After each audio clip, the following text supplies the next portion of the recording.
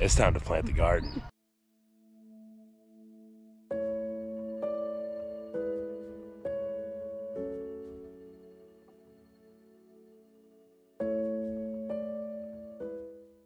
Good morning on this bright and sunny morning. We are making breakfast. What are you doing over there? Making bread. Making the daily bread. And I am making homemade hash browns with what, like some kielbasa and eggs. Kielbasa and eggs. So the trick to good crispy homemade hash browns, obviously you just need a potato. This is 3 potatoes, what you see in here. You want to shred them, and then you want to squeeze out all that excess moisture out so they're fairly dry. And then if you want to make a patty, I usually add an egg. We're doing this as like just a hash, so I'm going to leave them loose. And over here, Jen's got her dough going. Making that artisan bread, just simple loaf artisan bread. If I can remember, and if she reminds me, since this isn't a how to make bread video, I'll try to link down like the ingredients below and the process so you can try to make it. Like she said, this is not sourdough. It's super simple, super easy. It's not sandwich bread, it's just a loaf sliced bread you can eat with butter on it. But it's so good.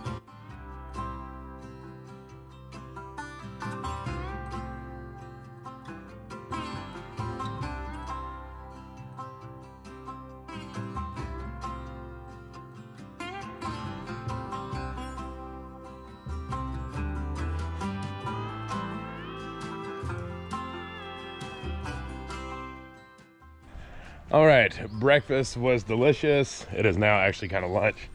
Who else is loving the spring forward time, but super messed up? Yeah. We are.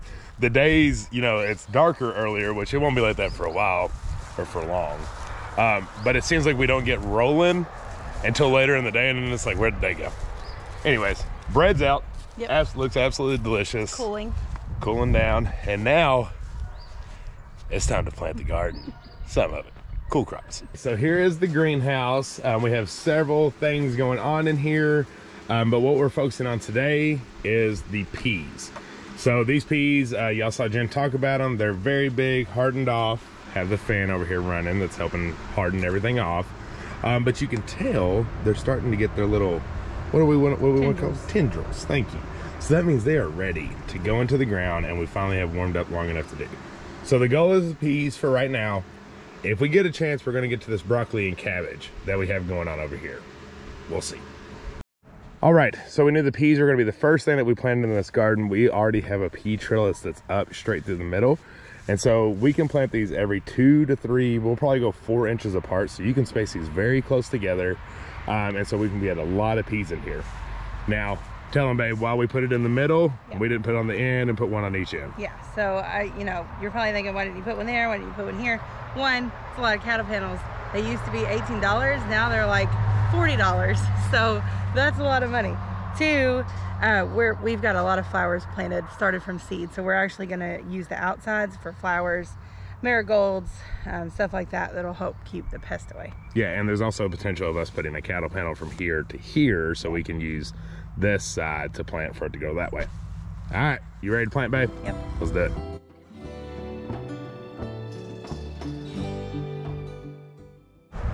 All right, so we just alternated on each side, back and forth. And I can't wait to watch these little guys grow up this trellis. So out of that entire thing, we got to here. Now, what, a quarter of the way through? Maybe a third. Maybe. I just don't think people truly can see how big these beds are. Yeah. Because they're short.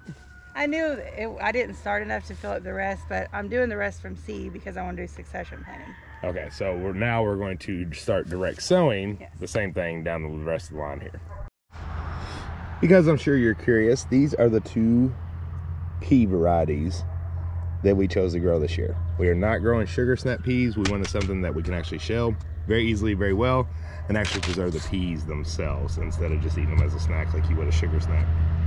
Okay, so Zach's on that side. We're gonna alternate just like we did with the plants, but you can see pea seeds are pretty big.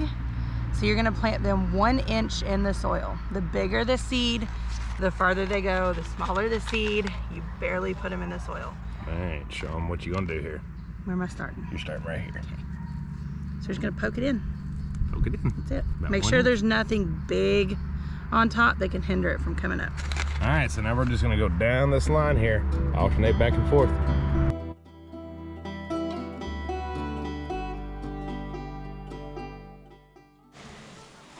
Next step is make sure you water everyone in good, your plants and the seeds that you planted. Make sure everybody has enough water, but not too much. Just kind of judge it. What would you say you count? 3 Mississippis. 3 Mississippis. There you go. We're gonna go all down this row and get everyone watered in good.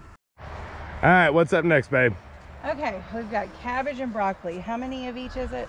What'd I say? It's 2, 4. 36? Yeah, 36. Yeah. 36 cabbage, 36 broccoli. So we're gonna plant these all in this row. So we're gonna have 2 rows of cold crops. We're in zone 6B. It's not recommended to do this until April 1st, but we're rebels. And we had our huge snow last weekend, so I really feel like it's over. Obviously, I'm not talking about frost or anything like that. These are frost hardy. So we're gonna do it, and if we have to cover them, we'll just cover them, but I don't think we'll have to. So we're gonna do 2 rows of each one. The rows are gonna be 2 foot apart, and the plants are gonna be about 1 foot apart. Reverse that. She's right. I'm right. Don't reverse that. It's a little tight, a little tighter, but that's okay because we want to make sure that we can get everything in here. Yeah.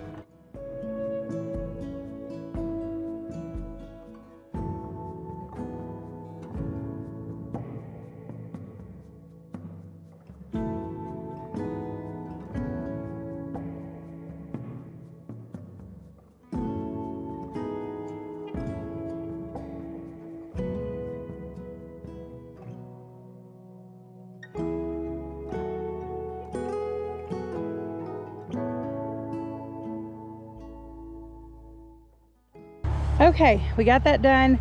We ended up staggering in the middle 3rd row because we're rebels, and why not? You know, if it chokes out the middle row, that's fine.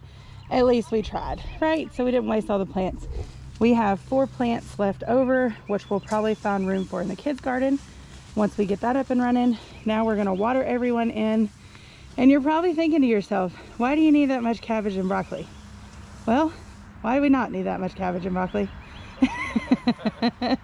We love sauerkraut, we love cabbage, and we love broccoli. It's Wyatt's favorite vegetable besides green peppers. So why not? We have all the ways to preserve. So that's what we'll do. We're gonna grow all the things and all the food, and you should be too. So after really examining what we eat and our favorite vegetables, what we eat the most of, it came down to the most of it being cold crops. So that's why we're growing so many. We love all the cold crops: cauliflower, broccoli, cabbage, lettuce. It's literally what we eat the most of. We still love our summer vegetables. We're growing all those too because we're growing all the things. But this year is the year of the cold crops, and we are going to preserve them all, and it's going to be great. And then this winter, we're not going to have to worry about getting those because we're going to have them already put up. Now, as it gets warmer, probably starting in May, we will have to cover these. So we're gonna get some row crop because that's when your bugs come. So we'll just get some hoops, we'll get some row cover, we'll put it over and hopefully keep the bugs out. Probably not with the peas. I don't think we'll have to do it with them, but who knows, maybe we will. But mainly with this bed, we'll have to be covered, but not yet. Right now, we just get to enjoy watching them grow. So what are we gonna do with all this? We're gonna freeze dry it, we're gonna freeze it, we're gonna can it, we're gonna pickle it, we're gonna ferment it, and we'll show you all the ways. We already have some videos of what we do with cabbage and broccoli and all that, but stay tuned and there'll be more. So go ahead and grow yours and we'll just put it up together. Ray Ray is planting some of her seeds. She planted some yesterday and she's planting some more today. A bunch of veggies that she's gonna put in her garden. All right, it's been a few hours later. A little work I had to do outside of the garden. But while Jen and the kids were down here, they were doing some up-potting of peppers, which we'll show you all how to do that. I know up-potting is kind of one of those things that people want to know a little bit more info on. So we'll show you that. But this one, Raylan, come here. Raylan has been very into gardening this year. She's always been into it, but not a little bit more this year. She wanted her own seeds. She didn't want our seeds. She wanted all of her own stuff to do her own gardening this year. So Jen was like, hey, let's do that. Let's make the kids their own specific beds. She had already had that planned, but we just decided to go ahead and do it. So one for Wyatt, one for Raylan, and then we're gonna put an arch in the middle, cattle panel arch, so they can plant a pumpkin or squash or whatever viney item that they want to, they can plant right there. But they are now complete. These are 7 foot by 3 foot. What do you think? Like them. You like them? Mouthful of food. All right, over 100 pea plants, check. Over 30, well, it was 36 cabbage, 36 broccoli, check. Kids beds, check. Successful day in the garden. What's your garden look like?